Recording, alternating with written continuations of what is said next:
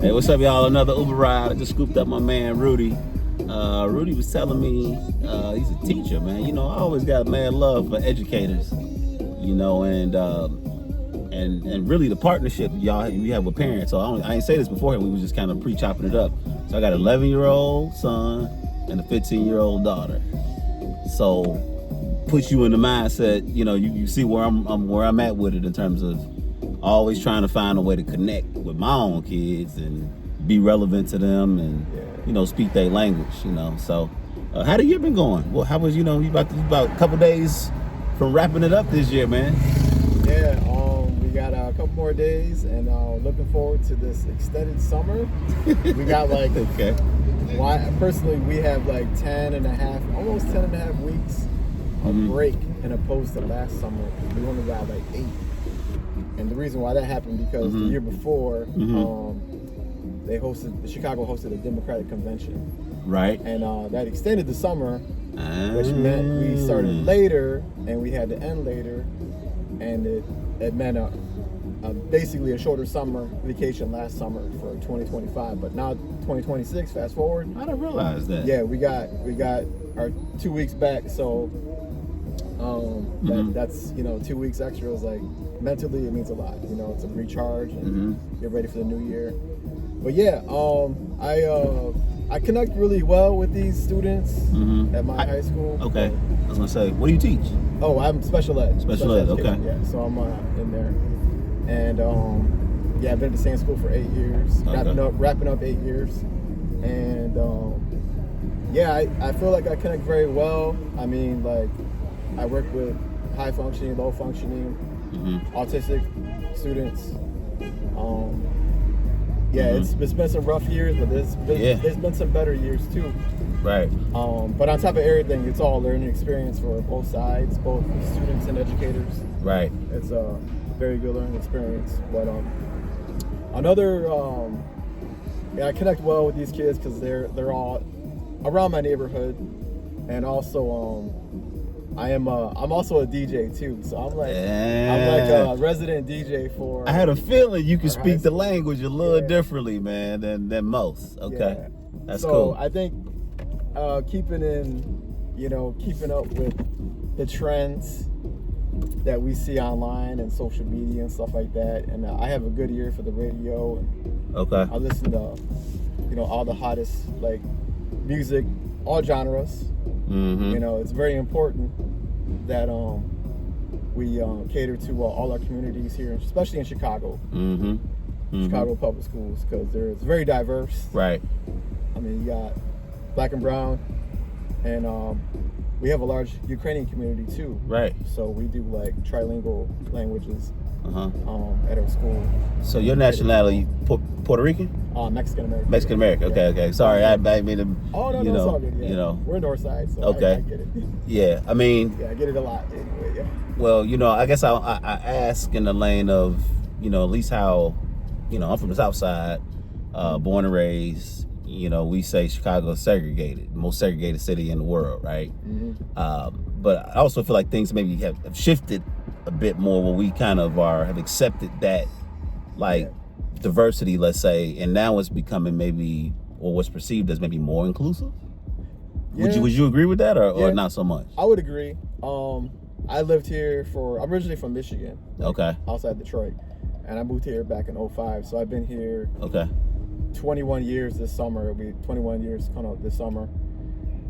And anybody that's coming from like an outsider, that's coming into the city, that's relatively new, even a tourist, it's easy for them to like come and look and say, wow, this city is very segregated. You have, a lot of black and brown on the south side, and then it's more affluent neighborhoods in the north side. Right. And then the west side, people can pretty much put a label on it. Right. Coming from the outside, but I've been here long enough to like see a lot of change in these communities. Pilsen was the very first neighborhood I lived in. Right. In 2005, and it's very different today. Very different today. Very different. It's very artsy. It's very. There's a lot happening. It's cool. It's a cool neighborhood, right? Very cool. Yeah. And I lived in Humboldt Park for 7 years. Okay. And I've been in this area. Humboldt Park has evolved, man. Yeah, Talking about it was kind of pretty hood. Yeah. You know. Yeah, fun times. Yeah, that old politically correct response right there, Rudy. I hear you. Nah, I respect it. So I find it interesting because, you know, the Obama Center now is in Woodlawn. You know, you got the University of Chicago. You got a lot of that clear involvement and investment happening in that area, and you definitely start to see, man, I'm starting to see white people dog walking in some, you know, in areas that you just didn't beforehand, you know. So, you know, I'm always curious, are we gonna see another selective, I mean, I don't want to jam you up on this question, but or this thought rather, and obviously address it how you choose, but, you know, selective enrollment is a thing when it comes to like a lot of the schools, and what are we gonna see some of those more, you know, upgraded schools in that vicinity, you know, like the Whitney Youngs and some of those other schools that are the Joneses, or, you know, Gwendolyn Brooks. You know, I'm saying it because I just went through the whole process with my daughter who went to Kenwood. Okay. And, you know, I got my own perception about what it is, particularly from a parent. You know, my kids are no longer in the school system. They actually go to school in Georgia now. But just curious, you know, if you could speak to that in any kind of way about what you see, like from how Chicago's evolving and schools are becoming maybe a little more, you know, equally invested in, perhaps, or what your view is. Yeah, I think the big thing is enrollment in general, like in all communities. Like I feel like we have seen a decline in like enrollment overall. Right. I don't know if that's due to a lot of kids or a lot of our students like going to these magnet schools or selective enrollment schools. That could be the case, but I feel like it's an opportunity either way. And those other schools that struggle for numbers, you know, it's a challenge, I guess. But it's I know as an educator, a lot of our my colleagues, their kids go to CPS schools. Right. And you know, they might go to the Whitney Youngs, as you mentioned, the Joneses, Lane Techs, stuff like that. And I know you mentioned Kenwood. Kenwood. Okay, yeah. They're highly regarded in athletics too, right? They're good in football. I hear their name a lot. Yeah, I ain't gonna hate them too much. My daughter came in 5th in the city in tennis. Yeah. And it was like that was a foreign sport to the school. It was like, because it wasn't basketball. But whatever. That's just me, because I've invested so much into it. And I think the program is, you know, they're doing a lot to balance out what they do on the boys' side to the girls' side. So, you know, I'm a true fan and advocate for, you know, girls sports, being a girl dad, you know. Awesome. So that's great to hear. That's awesome. Like, yeah, we need a lot of that. I know at our high school, like, the girls' soccer team thrives, and they've been thriving for a minute. And there's been a little bit of little turnover at the head coach position, but like, I like to see like women's sports, like at our school especially, they thrive. And in basketball and soccer, volleyball is a good one too. Absolutely. Yeah, and I think you see, like, I don't know if it's a thing right now, but a lot of the girls' team sports are like, I don't know, it's just a lot more participation than there was in the past. Sure. And I don't know if there's a lack of interest for the boys, but or lack of competitiveness. So you feel like the boys' sports are kind of falling off a little bit? I feel like they're falling off slightly, but that's okay. You know, I mean, like, you know, it's always good to see, you know, the ladies come up. For sure. There's a lot of talent out there, especially in Chicago, in the city. And it's good to see a lot of the resources are coming up too, and that's a huge thing too. Right. I know I mentioned soccer and volleyball, but like there's resources out there. Like I think the Red Stars, the Chicago Red Stars. They have like a What's that? The Chicago Red Stars is the women's soccer team. Oh, okay. Chicago. Oh, wow. Okay, Yeah. I know about the Fire. In a quarter mile, yeah. turn right on Okay. West North So Avenue using they the have, right lane. The Red Stars have like a program where they take juniors, like they call it like a junior program, where they take the talent in Chicago that's interested in soccer, and they kind of expose them to like camps that basically enhance their skills and development, fundamentals and stuff like that, and get better. Okay. And that's how our school got better at Turn right on at West volleyball. North The ladies Avenue. did, so that was great. Okay. So yeah, That's it's dope. the resources too that are available in the city. Mm-hmm. I think somehow we're coming up with some more funds for these resources, and hope there's resources out there for tennis, for ladies' development in the sport, Sure.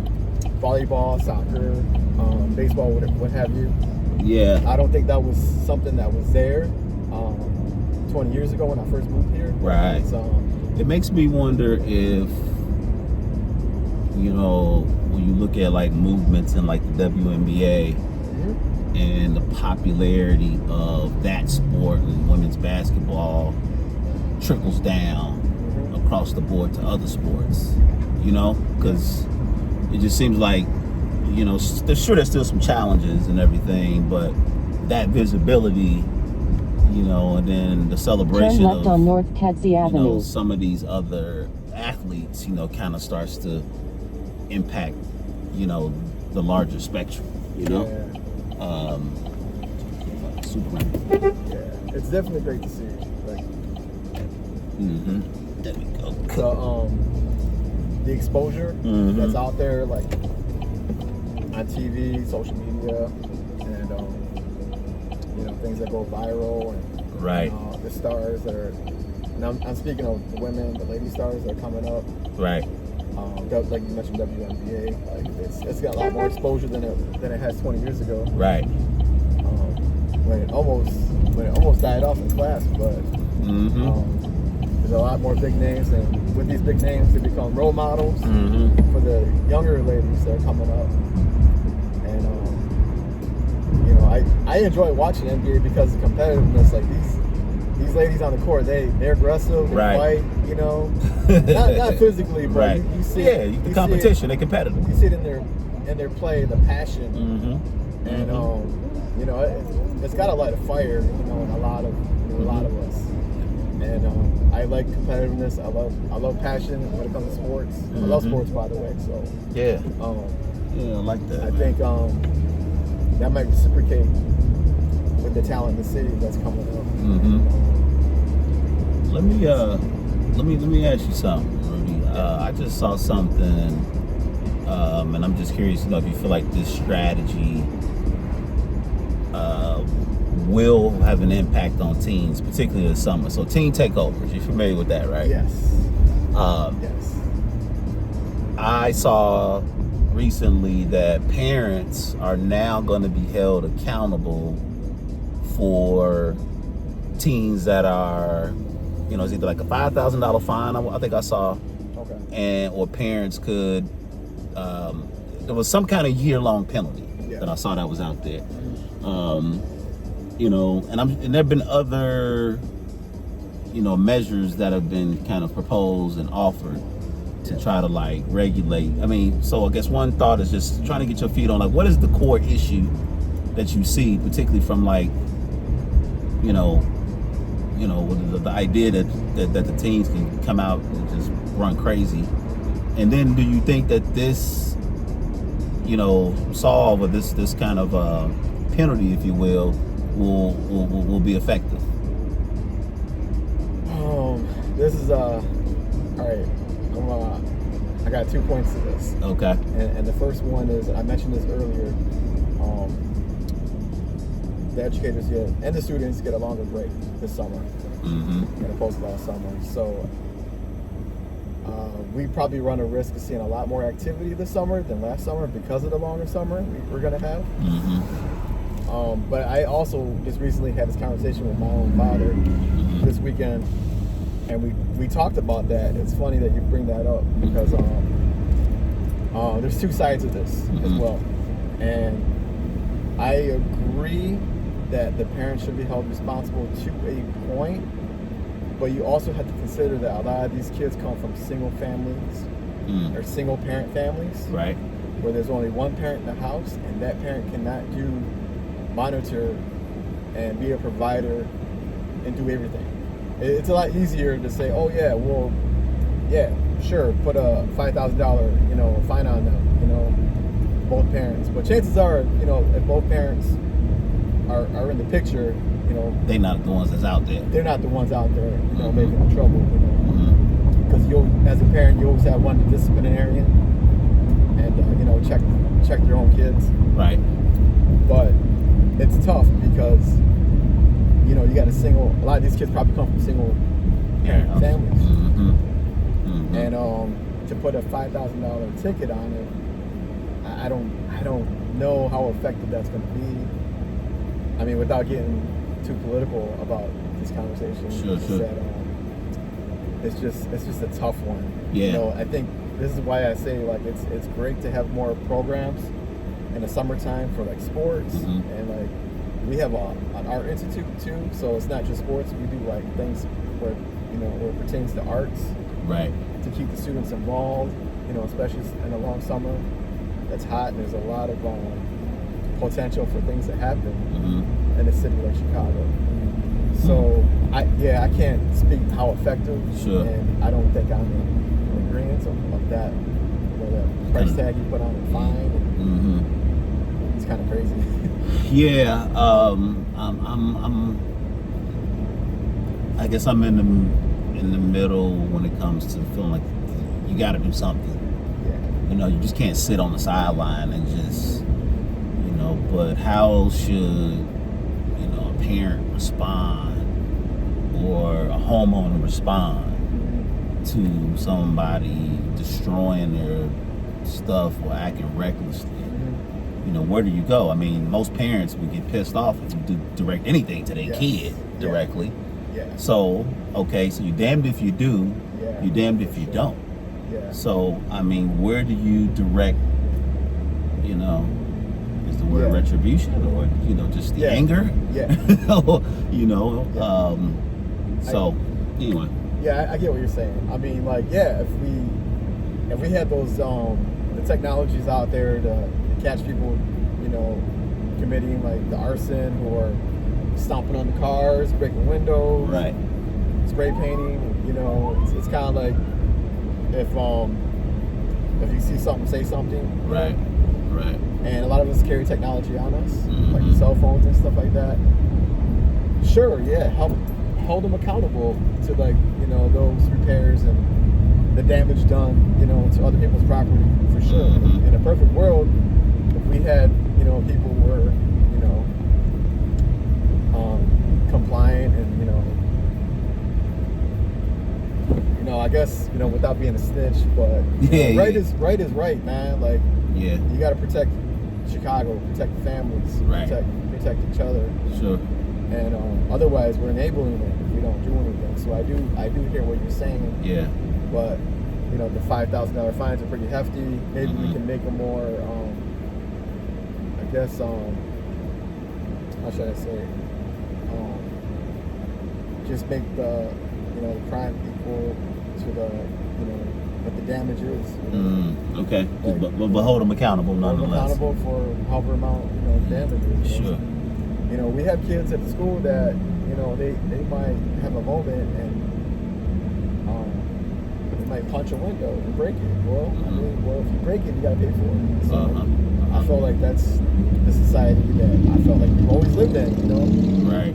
You get caught for something, get caught for stealing, or there's a penalty. I mean, they're still doing detentions in school, I assume, right? Yeah, they definitely are. Yeah. Probably hard. It's hard to in the wild, and it's probably very difficult to try to impact that. But no, that's interesting.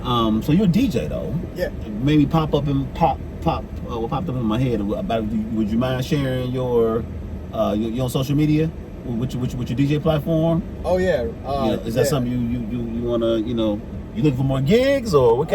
Matter of fact, what you spend? What do you spend? Everything, man. Like I Uh-huh. do Chicago. One of my favorites. I'll just off the top. Chicago house music. Love Chicago house. You heard what was just banging in the background right there. Yeah. You know, reggaeton. Okay. Anything Latino. Like there's so many genres, subgenres, Right. Latino music too as well. Of course, hip hop was my first love, so Right. you know, Right. that's always in the mix. But I think to be a really good DJ, you gotta be diverse in your genres. Okay. And you know, I know it's cliche to say read the room, you know, read the crowd, but it's also important to be diverse with the music, with you know, the black and brown communities here to appease all those crowds, and you know, because music brings happiness. Right. And one thing I loved about Chicago when I moved here was like the Chicago classics I heard. Right. That and then the house music and yeah. So my niche is actually I know I said resident, but I'm also like private events DJ. So I do like quinceañeras, graduation events. I'm not the clubby DJ. I do play clubby music, but right. I don't spin at clubs like that. I'm Gotcha. not that renowned DJ name. And that's fine. That's okay with me because I like making my money on the side. Hey, like, look, that's people call it side hustle. For me, it's side passion. Right. Right. You gotta do something you love, and if it makes you money. I mean, keep it a buck. Yeah. You know, driving Uber, but I've learned or discovered that having these conversations, I actually enjoy this. Okay. You know, so anyway, just putting it out there to say I feel you on that. And that's pretty cool that you find that lane for yourself. But one thing that popped in my head as we were just talking about that was, is there an opportunity to include the youth on the DJing side? Maybe running a camp, or maybe we schooling them on the DJ tip and pull them into, I don't know, just, you know, I feel like that's the collaborative energy that I'm hoping to kind of put in the world, and something that's practical. You know, that's you know, doesn't cost a ton, you can duplicate, and it's gonna take the culture of us to kind of, you know, put some arms around it and, you know, and figure it out, you know. I started DJing when I was in high school. And, well, I mean, DJing is like, it's an expensive hobby, first of all. Right. So I had to build everything. And Vinyl? I bought my first controller board in 2016. Okay. And I would just mess around with it, you know, because you know, to get good, you have to like, you know, make mistakes, you know, and you just get better from it. You just keep transitioning. You practice. Right.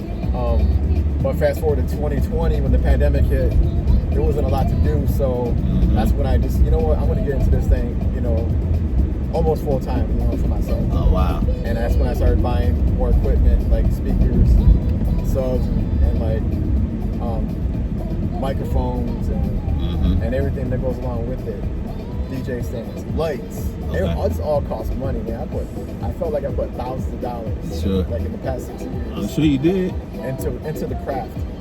And so that's when you were first officially started. Yeah. Post COVID. Like COVID. Okay. Yeah, during COVID year, because we started doing like, me and my buddy of mine, we started doing outdoor pop-ups and stuff like that. Okay. In Hubble Park, like either in the neighborhood or the park itself. We were doing that. Then we're doing house parties. You know, when things transitioned to hybrid, when it was more safe. You know, and I was making money out of it. First, I was doing it for free. You know, that's how you get your foot in the door. That's how you get your clientele. You know, you do freebies, and then like, you know, people go, oh man, you're pretty good. Like, can I hire you for you know, my event? Yeah. Whether it be wedding, whether it be graduation party, whatever it is. You know. But with all that being said, these things cost money. So if the resources are there in the school for us to get controller boards, and it doesn't have to be, you know, these $5,000 controller boards that are out there, because my controller board, which is still functional right now, it's 10 years old, and it only cost me $1,000. Okay. And that's probably the most basic one that's out there. And if we can get you know, the funding to get, you know, maybe like 10 boards and get like, you know, 10 or so students in. And these are just beginner numbers. You know? We can definitely, you know, if we can somehow work those funds, and there's money out there for sure. We just got to propose Sure it is. We got to come up with these proposals and get these kids active. I believe in the power of just even brothers putting our heads together and talking about it even now. And as we share this, who knows what happens with, you know, a video like this, because people will hear us and hear the energy to collaborate and drive culture, educator, creative like myself. Like I say even on my videos that I'm not a celebrity, but I'm multi-talented. Sure. You know, because I never want to always put the power into only celebrities' hands. The power is in the regular people's hands, the practical people, the everyday people. So, you know, we need to celebrate everyday jobs and things that we're doing in the world to still just love and spread our ability, you know. So that itself, being multi-talented and working hard. Really, I work hard, man. So, and I think that those are just, you know, basic pillars that need to, you know, be celebrated more. And I believe that in the right hands and on the right ears, people will gravitate to that, and the universe will do the rest. Yeah. You know, for us, and maybe send us that bag. Yeah, like any other big city, like, you know, love Chicago. It's a hustle city. Yeah. You know, everybody finds, you know, their niche, whether it be art, you know, whether it be, you know, education, or athletics, music. There's so much opportunity out there. You know, you find your passion and you hustle. Like, you know, you gotta sell yourself. Right. That's what this city's about. You know, you just gotta, you know, make yourself known, make a name for yourself. Because there's opportunities, there's platforms out here. Sure it is. There's definitely platforms to do a lot of stuff here. But yeah, we got to start with, you know, allocating the money to the right, you know, to the right resources, and, you know, reallocating that to the students so that they can pursue their dreams in athletics and arts, or, you know, what have you, have it be. Yeah. So Rudy, we've been chopping it up for about almost 30 minutes or so, which is cool. Any I know, right? It's funny how you just end up having a conversation and I was just not ready for this interview. but listen, I can only imagine if we were. So we got to do a part 2, and listen, we can dig in much deeper next time. In fact, when I started doing conversations, man, they were events, man. I was putting a lot of time and energy into it. And those things cost. Events cost, man. Expensive. But I found that, you know, organic conversations and in stories that are being told, you know, I don't know, just opens itself to way more naturalness. The audience appreciates it. And it just comes from in a quarter-mile turn right on West Ogden Avenue using the right lane. People can receive, and versus, you know, not to say we can't, you know, have a very produced 3-shot camera, you know, and it produced in a, you know, a well-lit produced set. But I think that has a place, and this also has a place too. That I feel like people, you know, again, appreciate. So maybe this might be a new thing, you know, like taxi cab professions. Taxi cab, Uber cab. You know, I thought about you know, there's right that. West Ogden There's Avenue. also you know, you remember the guy who did the casino in the car with the lights? The casino guy. I can't think of. He has some kind of giving people money or whatever. But yeah, I don't know. Who knows? But even just, I thought about even just, man, like giving people free rides and just rolling it. I'm gonna take you to where people. I'm gonna pick you up and just have a conversation and just talk to you versus again having this produced set. But just, you know, I'm gonna shoot you where you got to go as a service to you, but also having a conversation. Because most of the time I'm talking on the phone, or I enjoy the car. A lot of business gets done in the car, you know. So, any socials or anything you want to share, promote, or whatever, man, as we wrap it up. Yeah, sure. I go on IG. The name will be